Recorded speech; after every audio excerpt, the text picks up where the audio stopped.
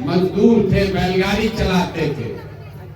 हमारे बाबूजी यहाँ डॉक्टर थे। यही सरकारी विद्यालय से पढ़कर हमने अपना जीवन शुरू किया है। माता पिता का आशीर्वाद है, ऊपर वाले की कृपा है, जीवन में कुछ हासिल कर लिए।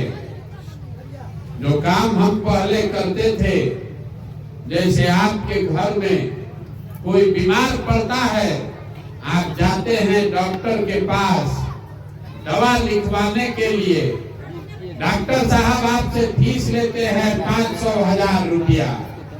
तो जिसको आप देश में बड़ा नेता जानते हैं, बड़े बड़े नेता, मुख्यमंत्री, प्रधानमंत्री, इनको जब चुनाव लड़ना होता है तो लोग हमारे पास आते हैं सलाह लेने के लिए।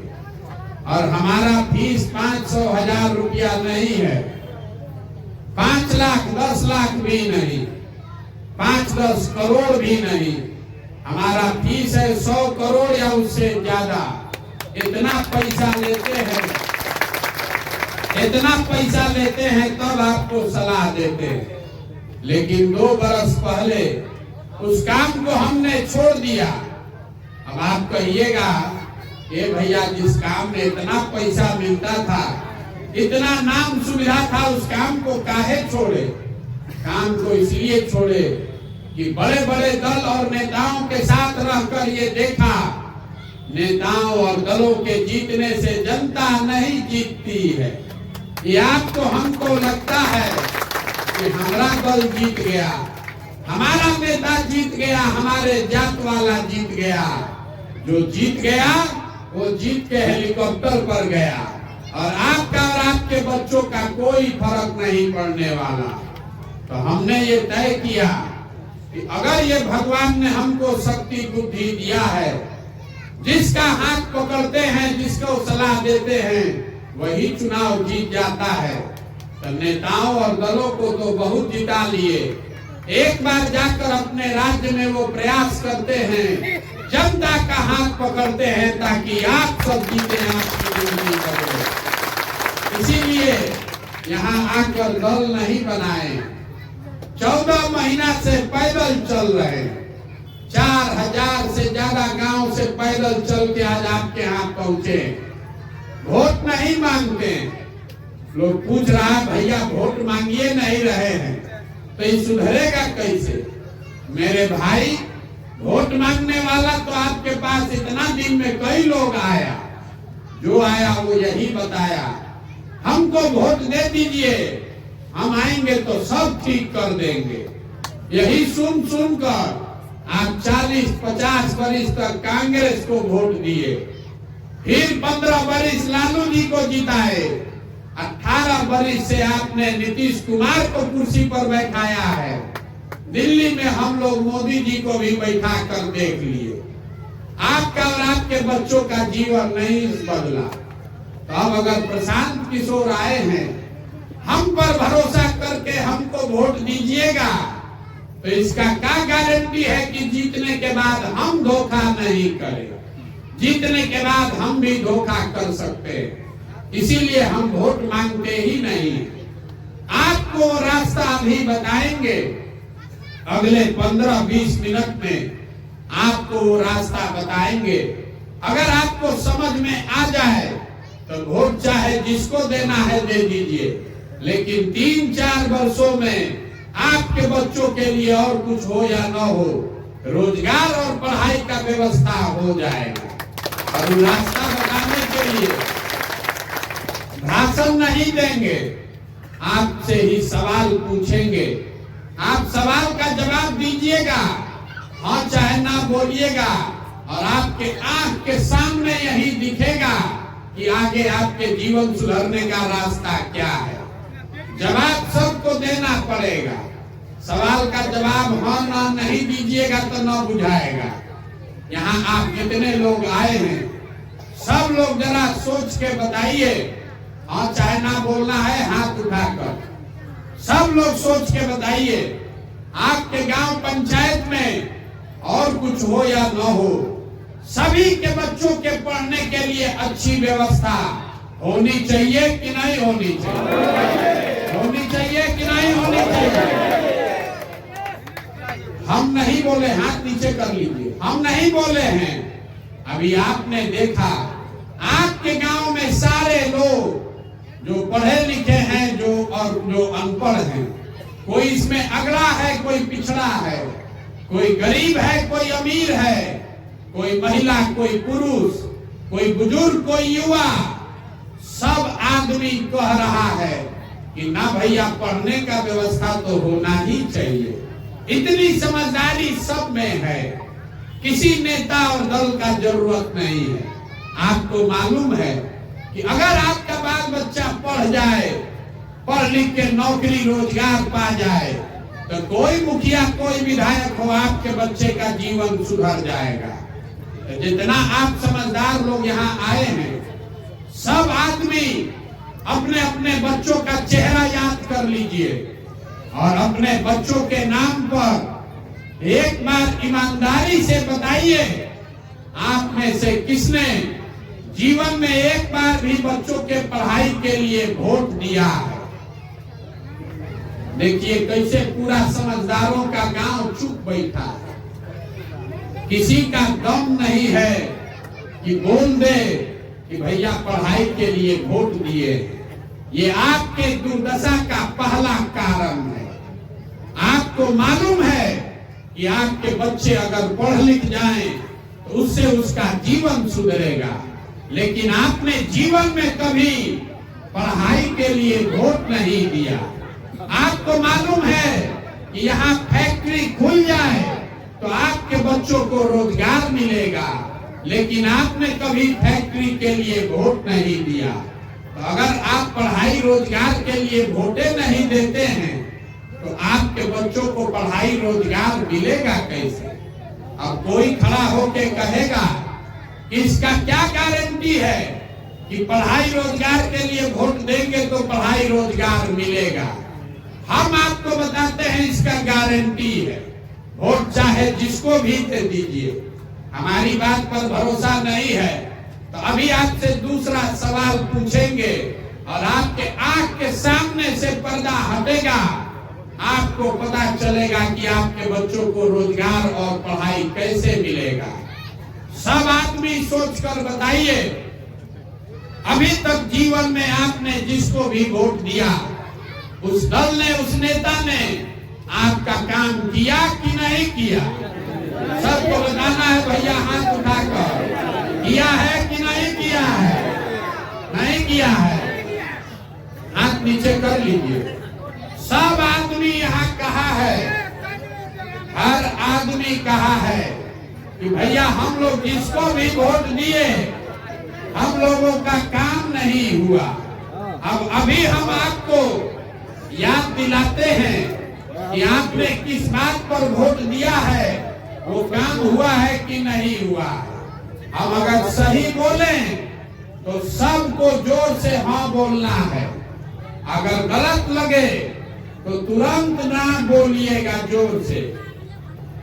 यहाँ बिहार में आपके गांव पंचायत में भी घर घर से लोगों ने, हम लोगों ने 5 किलो अनाज के लिए मोदी जी को, भाजपा को वोट दिया है।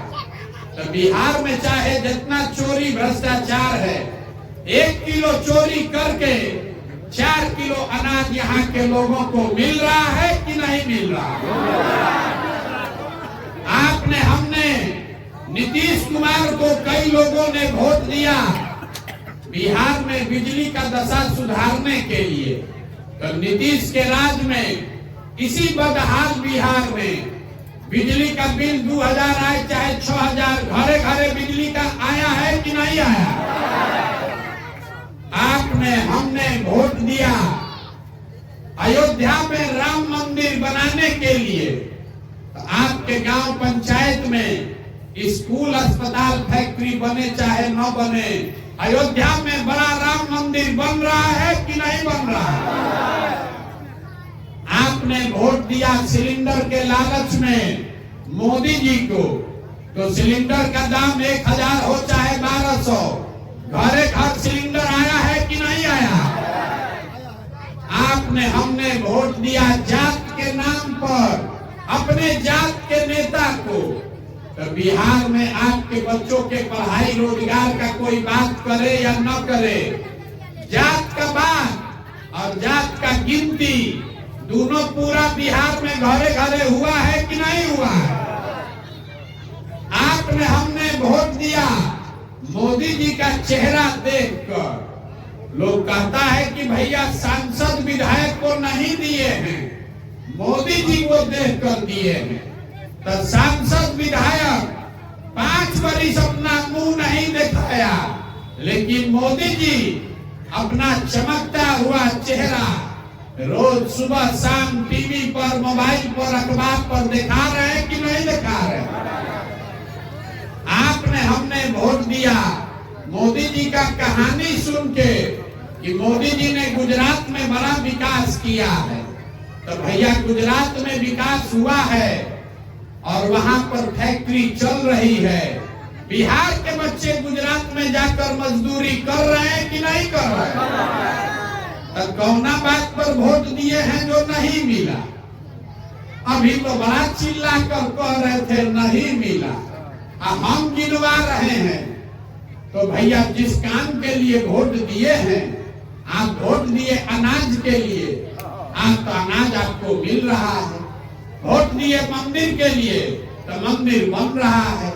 वोट दिए सिलेंडर के लिए तो सिलेंडर मिल गया।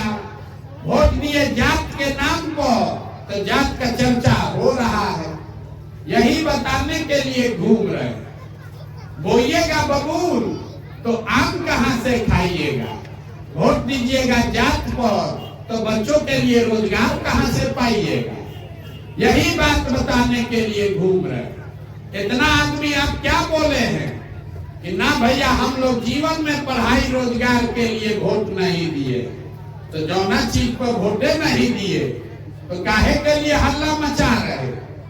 बिहार के आदमी को 5 वर्ष ये बतियाना है, ए भैया कितना भ्रष्टाचार है, ए भैया पढ़ाई नहीं है, ए भैया रोजगार नहीं है, सड़क नाली गली का हालत खराब है, घर में पीने का पानी नहीं है।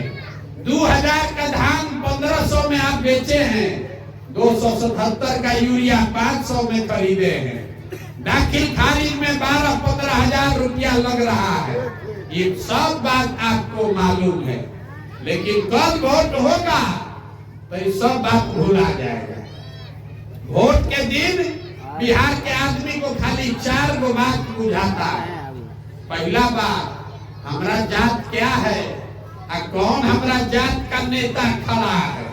वो नेता चोर है, बदमाश है, डकैत है, अपने जात का है तो उसी को जाकर बटन दबाइएगा। जो जात से बच जाइएगा तो धर्म में फंसिएगा। चुनाव के 10 दिन पहले हल्ला होगा, सब हिंदू एक हो जाइए, मुसलमान नहीं जीतना चाहिए। पुलवामा हो गया, अपना बच्चा बेरोजगार बैठा है, अब पुलवामा के नाम को जाके वोट दिए, दोनों से बच गए। तो तीसरा यहाँ लोग है जो कहता है लालू का राज लौटना नहीं चाहिए, कुछ हो जाए बड़ा अपराध था, 2 रोटी कम खाएंगे लेकिन लालू जी का राज नहीं लौटना चाहिए। तो वोट के 2 दिन पहले तक भाजपा के विधायक सांसद को आप गाली देते हैं, आप वोट के दिन कहिएगा कि कुछ हो भैया ललटेन से बढ़िया तो ये है, चलो भाजपा को दो। और चौथा यहाँ मुसलमान लोग है, इन लोग का बड़ा दुर्दशा है। मुसलमान का हालत सबसे ज्यादा खराब है। इन लोग का कहना है कि भैया जिए चाहे मर जाए भाजपा को वोट नहीं देंगे, भाजपा तो मुसलमान विरोधी पार्टी है। तो बिहार में बचा कौन? बिहार में तो भाई 2 ही दल है, एक मोदी जी का भाजपा और एक लालू जी का ललटेन। नीतीश कुमार का तो पते नहीं है कि कितना देर ललटेन पर लटकेंगे और कब बेचारे उछल के कमल पर तब पैर तैरने लगेंगे। तो जो मुसलमान है वो कहता है कि भाजपा को दे नहीं सकते हैं, भाई ललटेन है इसी में किरासन तेल बन के जलेंगे। ईमानदारी से बताइए, इसी 4 चीज पर हम वोट दिए हैं। काहे के लिए बड़का बड़का बात करते। अरे बिहार के आदमी को सुधरना नहीं है, आपको शिक्षा रोजगार नहीं चाहिए, आपको अपने बच्चों की चिंता ही नहीं है। यहाँ आप जितने आदमी आए हैं, कितना आप बड़ा झूठ बोलने वाले हैं, अभी आपको दिखाते हैं। सब आदमी जरा सोच के बताइए, अगर आप अपने बच्चों का चिंता नहीं कीजिएगा तो दुनिया में कोई आपके बच्चों का चिंता करेगा भाई? करेगा? तो यहाँ आप लोग आए हैं, आपको अपने बच्चों की चिंता है कि नहीं है? सबको बताना है कि नहीं है ना? देखिए भरा दोपहरी में अभी हम आपके गांव में आए हैं, रास्ता में 200 बच्चा मिला, आधा से ज्यादा बच्चों के शरीर पर कपड़ा नहीं है, आपके बच्चों के पैर में हवाई चप्पल नहीं है। अभी विद्यालय का टाइम है, कोई बच्चा विद्यालय में नहीं है, सब रोड पर घूम रहा है, लेकिन यहाँ बैठे किसी आदमी को उसका चिंता नहीं। बच्चा पढ़ रहा है कि नहीं पढ़ रहा है, किसी को इसका चिंता नहीं। हाथ उठाकर कह रहे हैं कि हमको बच्चे का बड़ा चिंता है, आपको किसी को अपने बच्चों की चिंता नहीं।